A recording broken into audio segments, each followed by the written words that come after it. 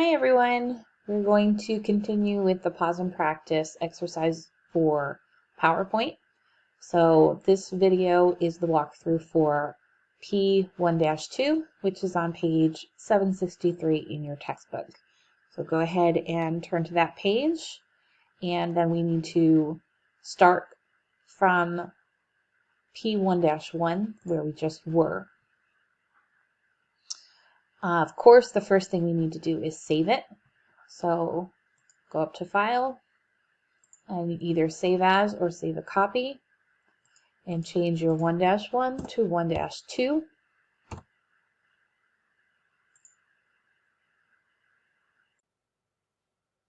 Okay, so let's go ahead and get started. So for step 3, it says click the Design tab. So I'm in the Design tab now. And then click the More button under the Themes group to look at all of the rest of the gallery. The More button is over here. It's the arrow with the line over it. So click on that so you can see all the themes that are loaded and ready. They want us to choose the Facet theme. Facet is the second one here, which is green.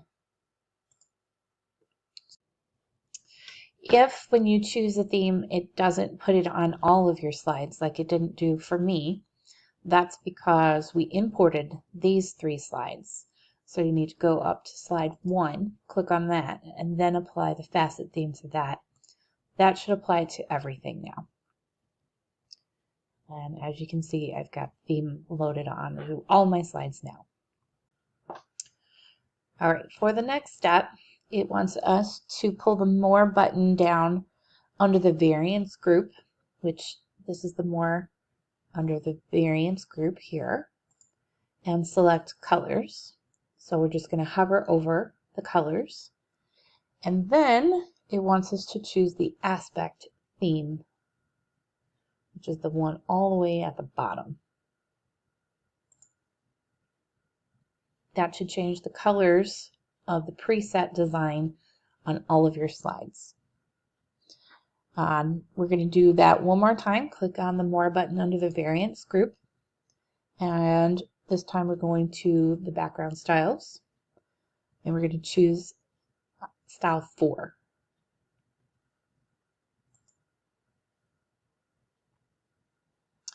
Okay, now click the More button under the Variance group again. And this time we're going to look at the font choices that we have. And they want us to choose Trebuchet MS, which is the one at the bottom of this list as well.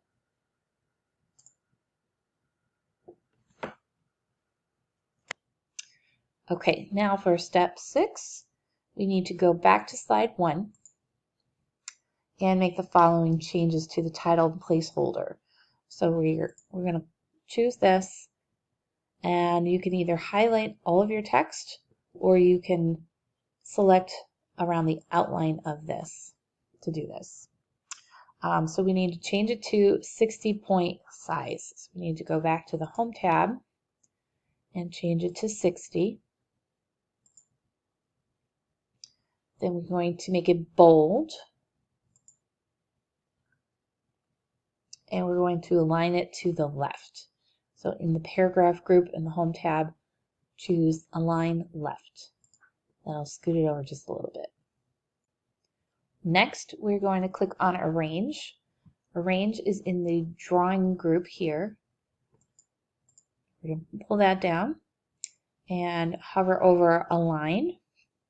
And then we're going to select Align Top. And then we're going to highlight the word Right and change the case. The Change Case button here is in the font group. Pull that down and change that all to uppercase. Next, we're going to resize the placeholder by dragging the right horizontal sizing handle so that it all fits on one line. Here's the right horizontal sizing handle. So we're going to drag this over just a little bit so that it all fits on one line. And it should look something like this. For step 7, we're going to do something similar. So we're going to select the subtitle placeholder now. So we're going to just click on this and highlight somewhere around the border so that we select this whole thing. It should turn to a solid line now. And we're going to make this size 36, bold, and we're going to align it to the left. That moves your text over. And now we're going to do the same thing and move the subtitle placeholder right below the title. When you move these boxes, you'll get some dotted red lines, which will help you line things up. If you move it up just underneath, it should snap to the bottom of the Take the Right Steps placeholder. And that's where they want it. So they should be lined up nicely now towards the top. If you had trouble lining them up the way I just did by dragging them, here's a different way you can do it. Select your subtitle, pull it up so that it's underneath somewhere, and then hold Control down and select the other title box. So now they're both highlighted. Then go up to Arrange, which is under the Drawing group. Go down to Align and choose Align Left. That should line them both up nicely on the left side. Okay, on to step 8. So we need to go to slide 2 now. And we're going to select the bulleted text that we wrote. And we're going to change the bullets. So at the Home tab, you're going to pull down the bullet arrow here and go down to Bullets and Numbering. Okay, so first of all, we're going to change the size to 100%. Next, pull the color arrow down, and we're going to choose Red Accent 2. Next, click on the Customize button. In the book, it asks us to change the subset to geometric shapes. But this is an older version of the book, so what we're going to do instead is pull the font arrow down, choose Wingdings, and then you'll find the black square right there. So click on that, and then click OK. Then we can click OK out of all of this, and now our font bullets are now changed to red squares. Now it wants you to put yourself in front of the word or,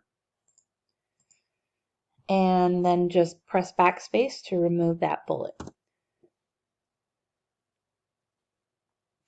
Then highlight it and change it to bold. And that should take care of that step.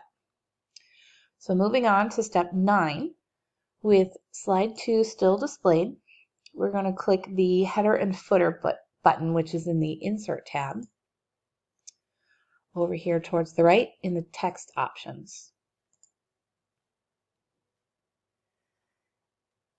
In the slide tab that comes up after that, we're going to select slide number and footer. And then in the footer box, we're going to type the words, "Take the right steps, train for a marathon."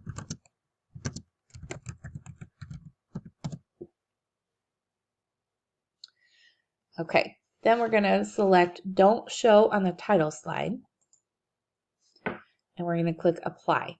If you apply it to all, you're going to have a footer and a slide number come up on all of your slides. If you just click Apply, that'll only put it on the slide that you're on, which will be slide 2. And that's what it wants us to do. So here's the footer down here with our slide number. Okay, then it says press Shift and click the footer and the page number. So Shift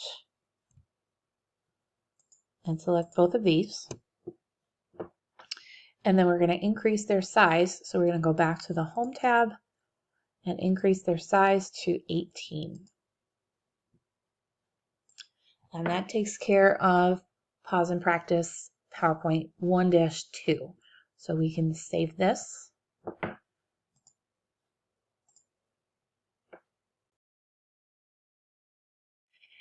And then we'll be moving on to the last one.